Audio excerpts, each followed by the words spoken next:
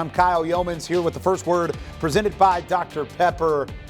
AT&T Stadium in Arlington, Texas, where the football world had all eyes on the Cowboys taking on the Green Bay Packers in Week 4 of the NFL season. It was a wild one, to say the least, and at the end, 40-40 the final score. It ends in a tie.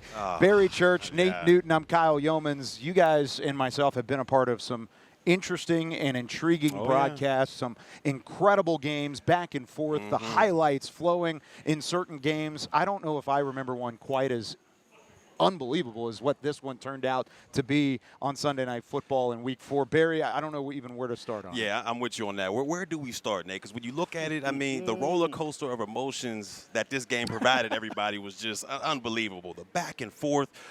Defensively, when I look at this team, you saw a lot of fight. Yeah. You saw a lot of fight from this team. No give in. You didn't see, the performance that you saw from Chicago or New York. You saw a semblance of a pass rush. I'm not saying it was perfect, but they made life for Jordan Love kind of uncomfortable back there, especially in the second half. You saw guys like James Houston get involved. You saw guys like Odigizua go out there and show flashes. Still a little bit that, they got to work on as far as the secondary is concerned with giving up these explosive chunk plays, but I can live with the fight that this defense had. Offensively, I mean, that's what you love to see.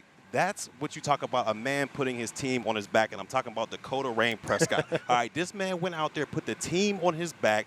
Completions, Pickens came alive, Turpin, Tolbert, if you watch the pregame show, I said, I don't know who's going to be the second option out there because Tolbert's been so inconsistent throughout his time here with the Cowboys, but that man showed up in a big way, and Dakota Prescott, once again, put the team on his shoulder.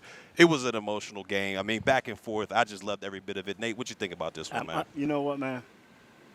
I criticize the defense, but the middle of the defense, Solomon, Osa, Clark, they played, man, especially early to keep them in there because the Cowboys' offense came out slow, kind of conservative, running the ball. The first series just 3 and out, but I like how they just kept churning and kept making plays, and they knocked the young Love off his spot a lot of times. So when you see that right there, just the fight, man.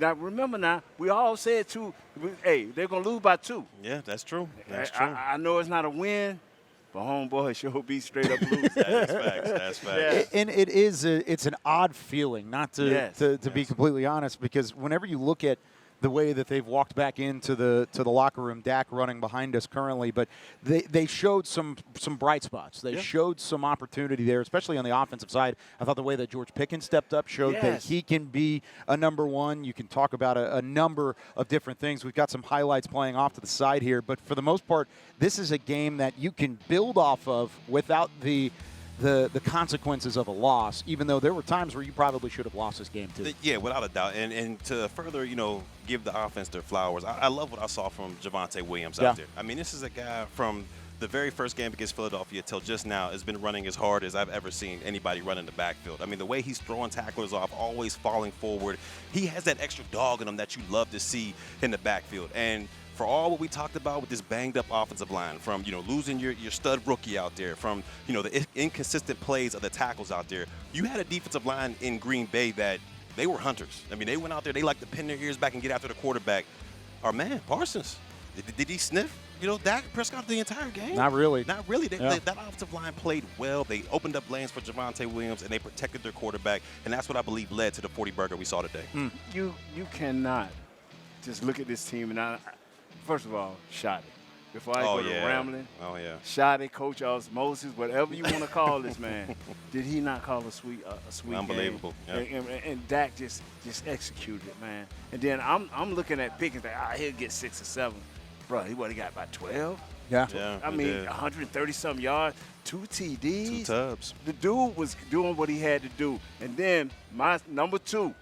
I'm riding with him now. Jalen Tolbert. That great catch at the end. Toe tap, man. You know what?